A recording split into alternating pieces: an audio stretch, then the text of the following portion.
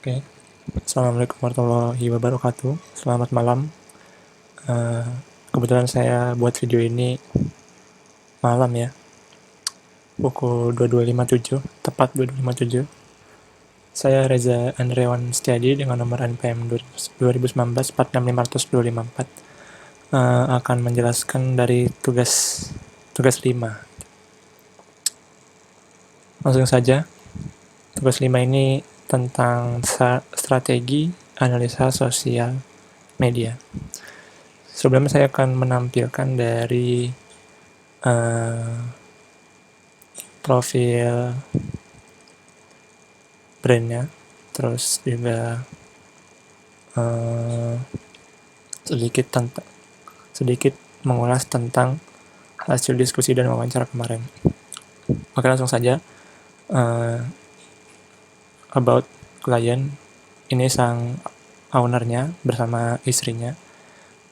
Untuk ownernya namanya Mas Indrawan, umurnya 36 tahun, lahir di Jakarta 17 Februari 1985. Yang di sampingnya ini istri dari sang ownernya. Kita mulai dari catatan profil tentang owner, sekaligus tulisan tentang hasil diskusi dan wawancara kemarin yang intinya mus ini merupakan produk ciptaan dari Pak Indrawan dan istrinya, terletak di Tangerang Selatan, Kecamatan Pamulang Timur. Jadi awal terbentuknya mus ini mereka sama-sama hobi minum kopi, lalu Pak Indrawan dan istrinya melihat celah bisnis gitu. Maka terciptalah Mois ini. Untuk Mois sendiri memiliki arti, yaitu dari kata Amoy dan Mos. Amoy itu sebutan akrab istri dari Pak Indrawan. Lalu untuk Mosnya itu artinya banget. Jadi jika diartikan mungkin garis besarnya adalah kopi yang amoy banget, kopi versi amoy banget. Mulai dari rasa, ciri khas, juga keunikannya gitu. Untuk hasil diskusinya, dengan kesepakatan bersama, akhirnya terciptalah brief-brief yang ada gitu. Sementara dalam waktu dekat ini, klien ingin nama Mois itu dikenal di masyarakat lokal dulu. Lalu dalam dua tahun yang akan datang, sang klien juga ingin brandnya ini mempunyai kedai sendiri, atau mungkin bergerak dengan armada sendiri secara mobile. Untuk segmentasinya masih menyeluruh, atau bisa dibilang semua orang yang ingin menikmati kopi, terlebih lagi dengan kos yang sedikit lebih murah gitu. Terus strategi brandingnya menampilkan bentuk botol, desain botol, serta desain package yang sedikit lebih berbeda dari kompetitor lainnya. Juga dari cara penyajiannya juga sedikit lebih berbeda dari yang lainnya, terutama untuk pemesanan take away. Untuk brand positioningnya, yaitu coffee elegan, yang mana elegan ini diambil dari nilai-nilai yang terdapat dalam bir atau minuman alkohol gitu kan. Biasanya tuh kalau minuman beralkohol tuh lebih elegan gitu kan. Terus ada klien juga apa jatuhnya, request sebuah desain yang mana dia pengen desain yang menjual dan mempunyai value tersendiri, sehingga bisa meningkatkan engagement dengan memaksimalkan media yang sudah digunakan oleh Mois, yaitu Instagram dan Facebook, seperti itu. Lanjut kita ke analisis kompetitor mungkin ya. Cuma sebelumnya, beberapa waktu yang lalu, jadi sang owner berdiskusi dengan saya, Mas Indra. Saya dengan Mas Indra berdiskusi, jadi ada sedikit perubahan tentang strategi brandingnya, terutama dalam pemilihan bahan botol yang awalnya kaca menjadi plastik. Nanti di akhir video akan sedikit saya jelaskan gitu. Lalu saya akan menjelaskan tentang kompetitor, analisis kompetitor. Insyaallah di sini saya memilih pertama ada ruang jenuh, terus yang kedua Sirona Coffee. Itu. Kita mulai dari analisa Sirona Bintaro dulu ya.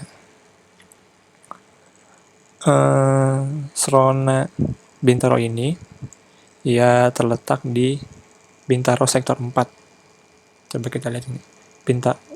Bintaro sektor 9. Yang mana bisa saya ambil kesimpulan dari sosial medianya, Sirona ini lebih menampilkan situasi yang terjadi, atau mungkin bisa dibilang situasi suasana emosi yang dirasakan oleh pelanggan maupun baristanya. Di sini saya juga menganalisa menggunakan SWOT, strengths, weakness, opportunities, dan threats. Untuk kekuatannya sendiri, Sirona ini tempatnya bagus dan juga kekinian. Terus dia juga punya fasilitas yang cukup memadai, bukan cukup ya, sangat sangat lengkap mungkin ya. Lalu ada promosi mulut ke mulut yang cukup berhasil, terus ada varian food and drinks-nya yang cukup beragam gitu. Itu kekuatan dari Sirona Bintaro. Untuk kelemahannya, strategi waktu untuk post yang tidak konsisten itu,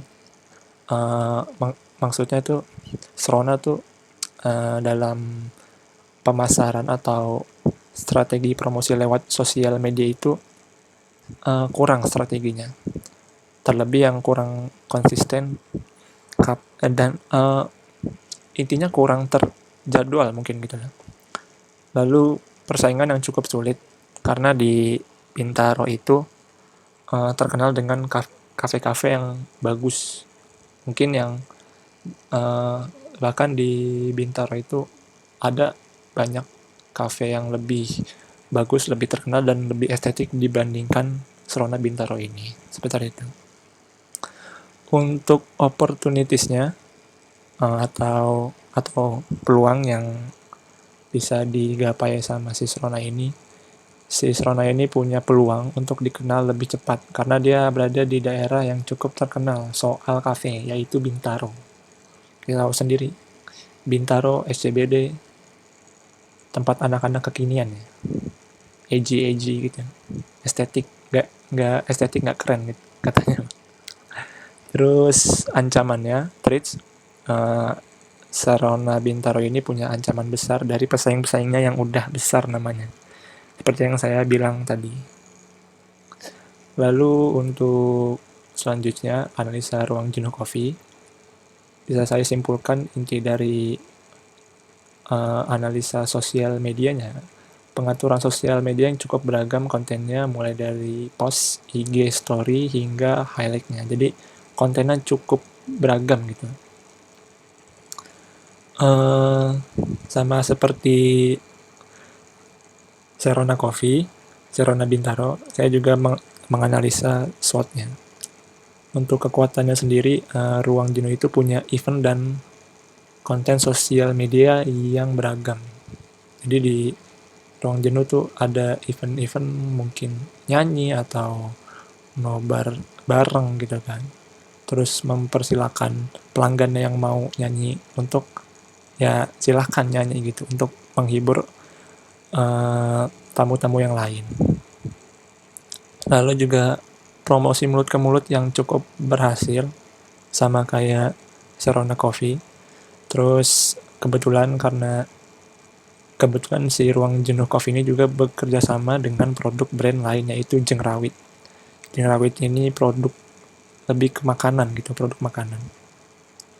Terus kedua, kelemahan, strategi waktu untuk pos yang tidak konsisten, sama dengan Sirona Coffee. Terus tempat yang masih menyewa di bengkel. Jadi ruang jenuh coffee ini terletak di Ciputat ya. dekat UIN. Jadi karena dia tempatnya masih menyewa, mungkin ada apa ya, ada ancaman bagi ruang jenuh coffee ini sewaktu-waktu atau tiba-tiba tempatnya uh, atau si ruang jenuh coffee-nya ini mungkin nggak bisa bayar atau dari pemilik bengkelnya menyudahi gitu. Tapi dengar-dengar sih dari teman saya barista ruang jenuh coffee ini justru malah sudah terjadi gitu. Karena sang bengkel juga sudah mengupgrade tempatnya jadi lebih bagus. Akhirnya lahan ruang jenuh coffee ini juga juga juga termakan gitu. Jadi insya Allah bulan Januari pindah ruang jenuh coffee itu. Cuma nggak tahu pindahnya kemana, belum tahu. Lalu ketiga, tidak memiliki menu yang beragam, hanya ada drinks dan tidak ada food. Nah, kelemahan ini juga disadari oleh sang ownernya gitu. Akhirnya dia bekerja sama dengan Jengrawit. Untuk peluangnya, opportunitiesnya, ruang jenuh coffee ini punya peluang untuk dikenal lebih cepat karena bekerja sama dengan produk brand lain. Selain itu, daerah Tangerang Selatan sedikit kompetitornya soal kafe yang menarik. Jadi di Tangsel tuh untuk kafe-kafe yang semenarik di Bintaro jarang gitu. Sedikit ada tapi sedikit. Terus treats atau ancaman, tempat yang menyewa akan menjadi ancaman sewaktu-waktu atau tiba-tiba gitu. Ini yang tadi saya jelaskan tadi gitu. Bisa terancam sewaktu-waktu gitu. Lalu saya dengan analisis ini, saya menganalisa sosial media juga, sosial media dan strategi branding yang akan digunakan sama Mois. Pertama dari sosial media analisis, Mois ini menggunakan Instagram dan Facebook.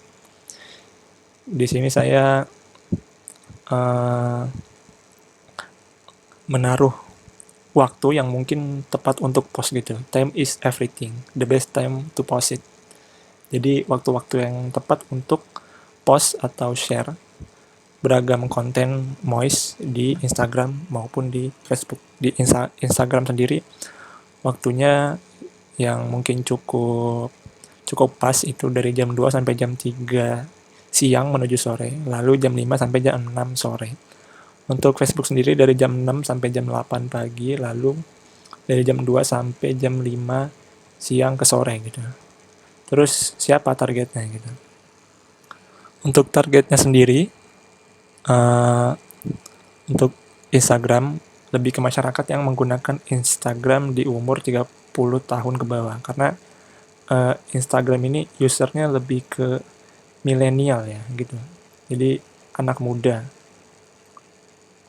Mungkin 30 tahun ke atas banyak yang menggunakan Instagram, cuma mungkin tidak seaktif yang 30 tahun ke bawah gitu. Lalu untuk Facebook, lebih ke masyarakat yang menggunakan Facebook atau user Facebook di umur 30 sampai 40 tahun. Yang mana Facebook ini ciri khas usernya itu lebih ke bapak-bapak gitu ya, ya. Seperti itu. Lalu untuk kontennya, what the content, apa isi konten dari Mois. Setelah menganalisa kompetitor, saya juga mungkin mengambil sedikit konten dari dua kompetitor, tapi saya ATM lagi, amati, tiru, modifikasi. Yang pertama ada Make Them Smile, itu kayak berupa giveaway, promo, konten jenaka gitu. Terus yang kedua ada Connect With Them, itu lebih ke bagaimana kita menghubungkan Coffee Mois dengan mereka-mereka gitu. Mereka yang ada di sosial media. Itu cuplikan layar belakang mungkin dari sang owner membuat kopi, terus mengulas produk-produk yang ada di Mois, terus foto momen di tempat. Nah, mungkin ini saya salah ya. Karena foto momen kan artinya kan sudah punya kedai ya. Sementara sang dari produk Moist ini belum ada kedai. Cuma ternyata kan bisa gitu ya, kita foto momen dari sang konsumen cuma lewat sosial media gitu, mungkin di repost, bukan di repost, mungkin di post lewat IG IG story gitu kan, atau mungkin kalau mau niat di post langsung gitu kan. Terus inspire them, itu konten inspirasi, kalimat inspirasi dari tokoh-tokoh, terus fakta-fakta menarik. Terus yang terakhir talk to them, itu kita membuat koneksi, membuat ada komunikasi antara Moist dengan konsumen di sosial media. Itu bentuknya ada pertanyaan, terus ada mungkin meminta saran, terus caption foto ini. Jadi kita post post foto, terus kita minta sang konsumen untuk bikin captionnya di komen. Terus ada polling juga. Seperti itu. Mungkin strategi untuk sosial media seperti itu.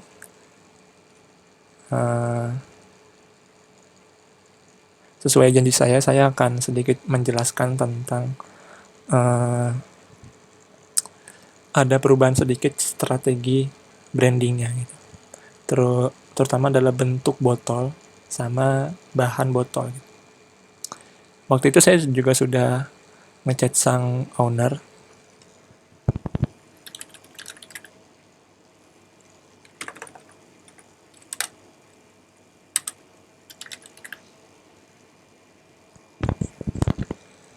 Jadi di sini intinya saya menyampaikan apa yang menjadi brainstorming saya dengan teman-teman barista yang lain.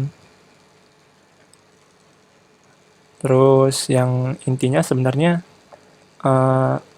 dengan menggunakan botol kaca menjadi pertimbangan gitu, karena kayaknya malah merugikan, bukan menguntungkan gitu. Lalu saya sudah buat gitu. Setelah saya sampaikan, ternyata sang owner juga setuju gitu ya. Kalau kata dia, emang kalau bahan gelas atau bling bagusnya kalau untuk yang udah ada nama brandnya besar gitu. Jadi sementara katanya Mosh ini masih jajak pasar dan konsisten rasa. Sebenarnya dia udah setuju dengan desain package-nya gitu. Paling tetap saya menaruh nilai-nilai elegan pada bir. Jadi kayaknya botolnya tetap mungkin mirip-mirip sama botol bir gitu, cuma bahannya aja yang plastik gitu. Ini sang owner juga memberi tahu tentang botol-botol yang mirip-mirip sirup additional untuk kopi gitu. Bentuknya seperti ini kata owner. Jadi yang seperti saya bilang, saya masih nyari botol yang masih mirip sama botol bir gitu. Biarpun nggak sama-sama banget, yang penting harga sesuai dengan pemula, terus bahannya juga plastik dulu aja. Terus sang owner jawab oke. Ya intinya dari hasil diskusi kami lewat chat, terus juga kemarin juga diskusi langsung, kebetulan depan rumah saya, jadi gampang, sekaligus saudara ipar ya, jadi mudah lah untuk berdiskusi. Jadi intinya itu kami mengubah yang tadinya botol kaca menjadi botol plastik. Terus sama aja dong dengan kompetitor yang lain-lainnya, mungkin lebih kebeda bentuk gitu. Di sini saya setuju dengan Mas Indra. Jadi ada penambahan nilai-nilai yang mungkin nilai tambah mungkin ya gitu. Saya akan tampilkan, mungkin ini kasarnya gitu. Nah, jadi kita memakai strategi botol tumbler.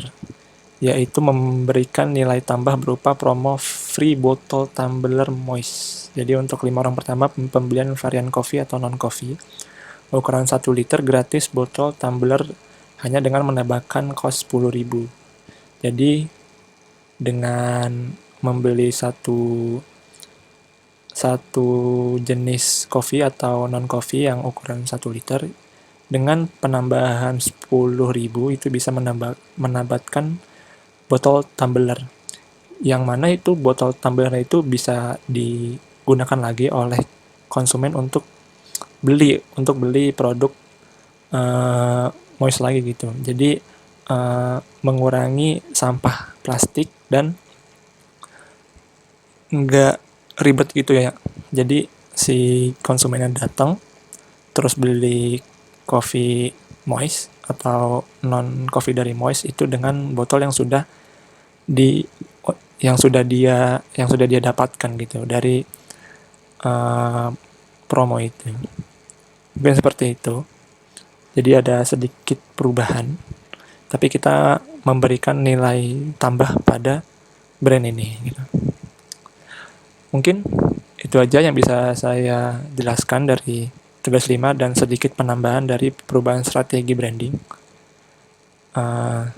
Sekian, selamat malam. Wassalamualaikum warahmatullahi wabarakatuh.